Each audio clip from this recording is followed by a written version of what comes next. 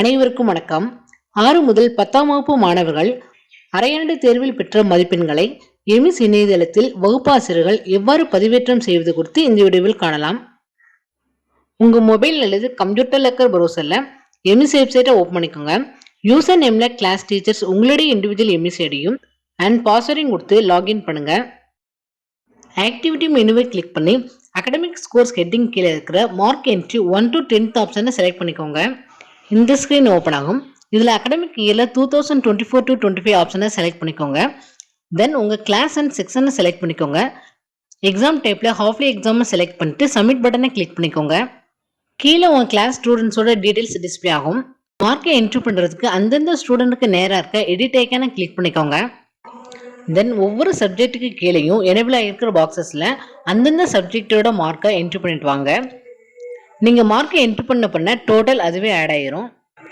மார்க்கை என்ட்ரி பண்ண பின்னாடி இங்கே இருக்கிற கிரீன் கலர் டிக் ஐக்கானை கிளிக் பண்ணிக்கோங்க. தென் இங்கே பர்சன்டேஜ் அண்ட் கிரேடு டிஸ்பிளே ஆகும். இன்கேஸ் அந்த ஸ்டூடெண்ட் ஆப்சென்டாக இருந்தால் அந்த சப்ஜெக்டில் கேபிட்டல் லெட்டர் ஏவை டைப் பண்ணிக்கோங்க. ரிமார்க்ஸில் பாஸ் ஆஃப் ஃபெயிலில் ஆப்சென்ட் என்ற டீட்டெயில் டிஸ்பிளே ஆகும். இன்கேஸ் எந்த மார்க்காவது நீங்கள் தவறுதலாக டைப் பண்ணியிருந்தீங்கன்னா மறுபடியும் அந்த ஸ்டூடெண்ட்டுக்கு நேராக இருக்க எடிட் ஐக்கானை கிளிக் பண்ணி சேஞ்ச் பண்ணிக்கலாம். சேஞ்ச் பண்ண பின்னாடி மறுபடியும் கிரீன் கலர் டிக் ஐக்கானை கிளிக் பண்ணிக்கோங்க.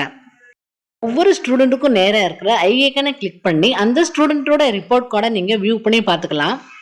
இதில் மேலே பிரிண்ட் ஆப்ஷனும் கொடுத்துருக்காங்க. இந்த மாதிரி மற்ற ஸ்டூடெண்ட்ஸோட மார்க்கையும் என்ட்ரி பண்ணிக்கோங்க. இதுவே நீங்கள் 10th ஸ்டூடெண்ட்ஸோட மார்க்கை என்ட்ரி பண்ணுறீங்கன்னா சயின்ஸ் சப்ஜெக்டில் மட்டும் தியரி ப்ளஸ் ப்ராக்டிக்கல் 2 மார்க்கையும் தனித்தனியாக என்ட்ரி பண்ணணும். இங்கே இருக்கிற டவுன்லோட் ஐக்கானை கிளிக் பண்ணி உங்கள் கிளாஸ் ஸ்டூடெண்ட்ஸோட மார்க் லிஸ்ட்டை எக்ஸல் ஃபார்மெட்டில் டவுன்லோட் பண்ணிக்கலாம். ஃபைனலாக இங்கே இருக்கிற டவுன்லோடாக கிளிக் பண்ணி லாக் அவுட் பண்ணிக்கோங்க. நன்றி.